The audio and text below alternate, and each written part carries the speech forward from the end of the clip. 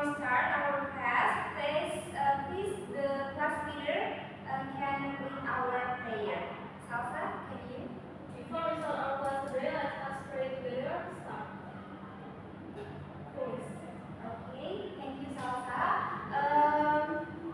In the previous meeting, in the last week, we have talked and learned about the plasma membrane, about the structure of plasma membrane. The structure of plasma membrane is composed of phospholipid, carbohydrate chains, and protein. And today we will learn more deeply about the passive transport and active transport. And some example about these mechanisms. Okay, first we talk about the difference between passive transport and active transport. There are two ways for the substance to move across the plasma membrane. The movement of this substance is distinguished by the use of cellular energy. You can see at the pictures when you are at the top, like this, and you hold bow down, the ball will move quickly into the downward, not require your energy or your effort. So this is called passive transport. And then active transport, which where you will move the ball upward. How do you do? You must push it. You must push it. And this is use your strength, use your effort, and this is require the energy. And this is called active transport. So this is the difference between active transport and passive transport by the use of cellular energy. Okay, this is more deeply about the active transport and passive transport. Passive transport is the movement of substance from a region of higher concentrations to a region of lower concentrations. So this is not against a concentration gradient. So this is moved naturally in natural directions. So it goes with the slope, or it means tidak non gradient, like that. So this is does not require energy. And then active transport is movement of substance from regions of lower concentrations to a region of higher concentration.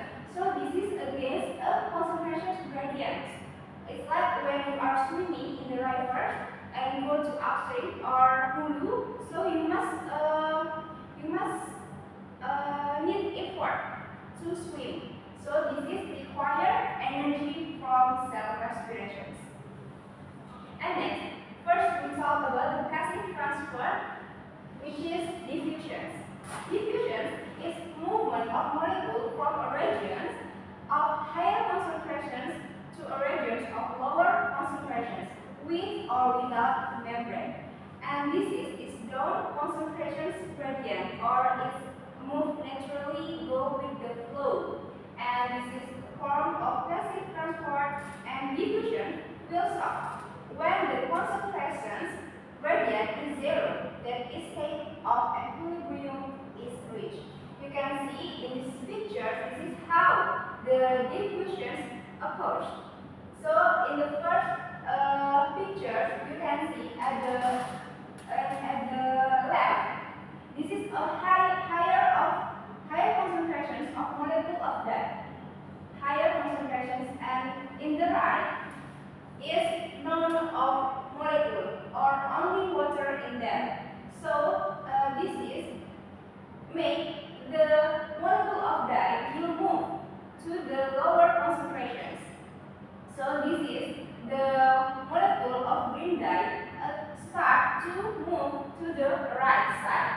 So, and this is make the distribute of the molecule of dye, and then make the equilibrium or balance between right side and the left side, balance like that.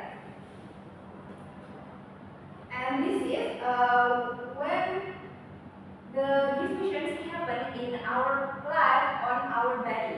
Do you like tea? Yes.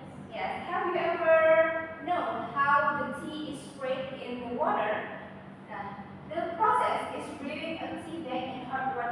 when you make a tea, you can see the tea particle will move from the where they are more concentrated in the tea bag to a lower concentrations in the surrounding of water. So this is diffusion action, and this is when you have a syrup, you can see how the syrup particle will move to the water which have lower concentrations. And then another example is occurs in our body in the respiratory system. This is lungs, is part of lungs. They are alveoli and surrounded by capillary. And when we zoom in, you can see this. They are carbon dioxide. They are carbon dioxide and oxygen. Carbon dioxide and oxygen is a small molecule and non-polar, so they can move across the plasma membrane like that. And when the blood have a carbon dioxide, which have higher concentrations of carbon dioxide, and then in the air sacs or alveoli have a less concentrate of carbon dioxide, so make the carbon dioxide move to the air sacs or alveoli. And then in the alveoli have more concentration or higher concentration of oxygen, so will move to the blood with less concentration or lower concentrations of oxygen. Are you getting it? Okay. Next, about osmosis. Osmosis is the movement of water molecule from a solution with a lower concentrations or hypotonic to a solution with higher concentrations hypotonic through a selective permeable membrane. This membrane is allow water to pass through but does not permit large dissolved molecules to move across. Okay, you can see in this picture they are U-shaped tube. In the left side, you can see hypotonic area. The hypotonic area, which means they are lower concentrations of dissolved molecule or solid, lower concentrations, and have more water. And then the hypotonic is higher concentrations of dissolved molecule or solid, and less of water. And this in the middle you can see the selective permeable membrane. And now what happened? The water from the hypotonic area will move to the hypertonic area to make the balance or equilibrium, and this is the result. So the fluid in the hypotonic will decrease and the hypertonic will increase because the water moves to the hypertonic area to make the balance or equilibrium. Okay? Next, there are three different conditions affecting the directions of water movement across the cell membrane. They are isotonic, which means solid concentration is equal inside and outside the cell. So this is isotonic solution cell when in the isotonic solutions, which mean equal or same. Okay, water when outside and inside is same amount or equal, so make the cells is normal. And then the same with the plant cell is classic or normal cell. But when the hypertonic, which means solid concentration outside, cell is higher than inside. Like this. The concentrations in the outside is higher than inside the cell. So make the water in the outside inside the cell move to the outside. So make the cell is shriveled or wrinkled like a curve. And then the plant cell, water in the plant cell will move to the outside to make the balance with the outside, which is have higher concentrations, and make the cell is plasmolysis. And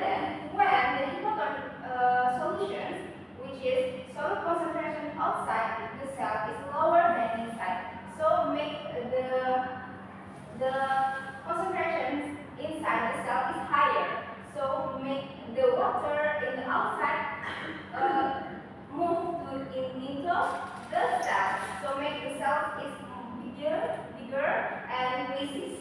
And then in the plant cell, they have a cell wall, and they are bigger but not faces like the animal cell because they have cell wall. And then facilitated diffusion. Facilitated diffusion is the movement of molecule or substance in the directions of concentrations gradient, which is assisted by the membrane protein. So not all molecules can move quickly or easily within the plasma membrane. For example, glucose. Glucose is bigger, is molecule, large molecule. So how to move from extracellular to intracellular fluid? They are need help. It helps protein membrane. So protein membrane as a channel to make the glucose move into intracellular like this. Okay, in the facilitated diffusion, there are two proteins. They are protein channel and protein carrier. Protein channels have a type.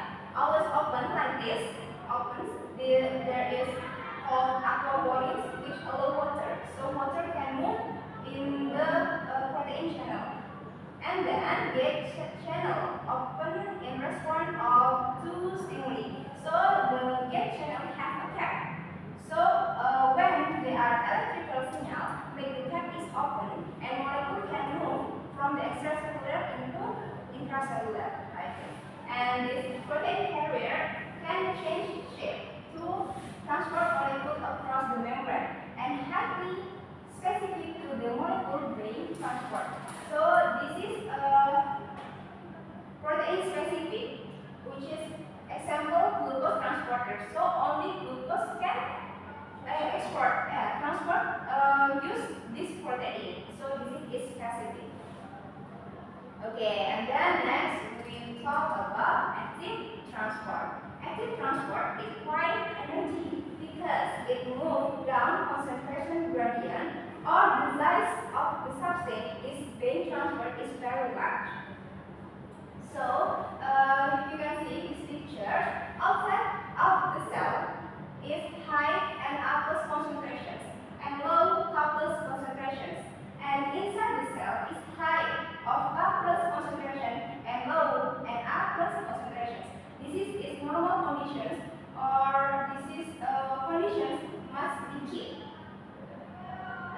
And the functions of the Na+ or Na+K+ pump to keep the cell is normal like this, which is inside the cell high concentration of K+, and the outside is high of Na+ concentrations. So to make this is stable, you need the protein to keep this balance. So when Na+ inside the intracellular, this is will move to the extracellular, use the Na+K+ pump, and this is require ATP or energy because this is move down concentration gradients like that. And then next, okay, endocytosis and exocytosis. This is a part of the active transport because they are use ATP or adenosine triphosphate. The transport of large particles across the cell membrane using vesicles. So how do they work? First, when the particle above the plasma membrane indentations and trap the particle, and then the membrane meet and diffuse, so make they are vesicles. And this is example when phagocytosis by white blood cells. And the right side, exocytosis. So vesicle contain the particle will move into the plasma membrane. And then the vesicle membrane will attach in the plasma membrane. And this is diffuse, make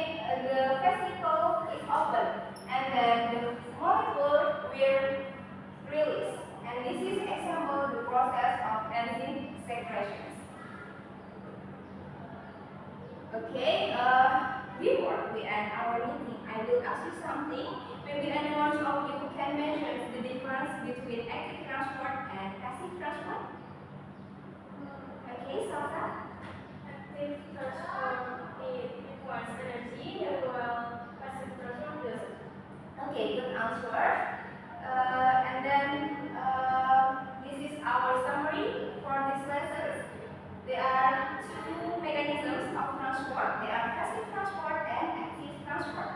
Passive transport does not require energy. A substance moves down their concentrations gradient. And their mechanism, they are simple diffusions, osmosis, and cascaded diffusions. And active transport requires energy or ATP because it moves substance against the concentration gradient or moves a large molecule. The mechanisms such as Na+, H+, bound, and endocytosis and exocytosis. Okay, this is the end of our meeting. Maybe in the next week we will talk about the immune system. Don't forget to learning before we start class tomorrow, and then don't forget to keep learning and stay curious. And then before we end our class, please class leader can lead our prayer. Before we end our class, let's ask for your winners.